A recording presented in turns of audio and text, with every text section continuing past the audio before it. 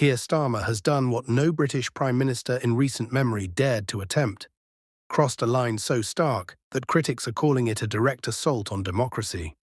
Dragged into court under accusations of orchestrating an unprecedented power grab, Starmer now faces the political fight of his life.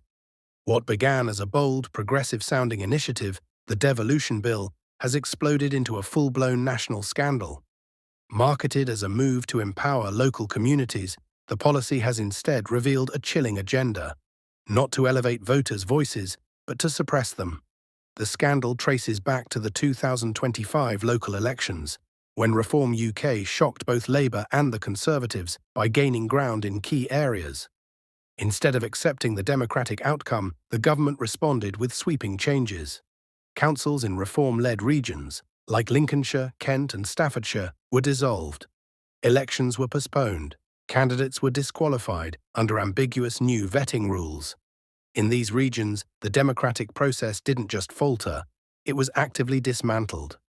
Labour strongholds, in contrast, faced no such interference. The timing wasn't coincidental. Whistleblowers and leaked documents suggest this was no accident. Internal memos reveal a deliberate plan to neutralise Reform UK, with redrawn electoral boundaries and new regulations designed to block their rise. The Devolution Bill, it seems, wasn't about local empowerment at all. It was centralisation, dressed in the language of reform. Civil rights groups, legal experts, and Reform UK's leadership launched a historic legal challenge. The courts fast-tracked the case amid public outcry, calling the proceedings unprecedented. The outcome could upend the entire political landscape, rerun elections, reinstated candidates, and potentially the resignation of the Prime Minister. Then came the flashpoint.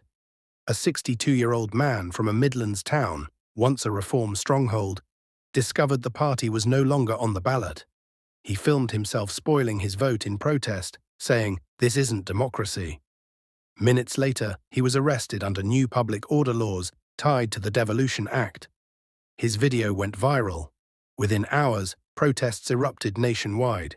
He became a symbol. The grandfather arrested for filming a protest vote. Reports began pouring in of similar crackdowns.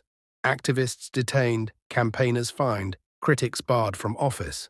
Labour officials dismissed it all as necessary to counter misinformation. But whistleblower testimony destroyed that narrative. A former civil servant leaked documents showing Downing Street had instructed departments to manage regions where non-mainstream parties were gaining support. Bureaucratic speak for shut them down.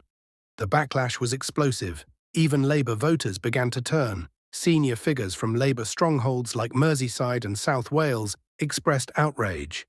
One insider described the atmosphere as a controlled implosion. Calls for an inquiry grew louder.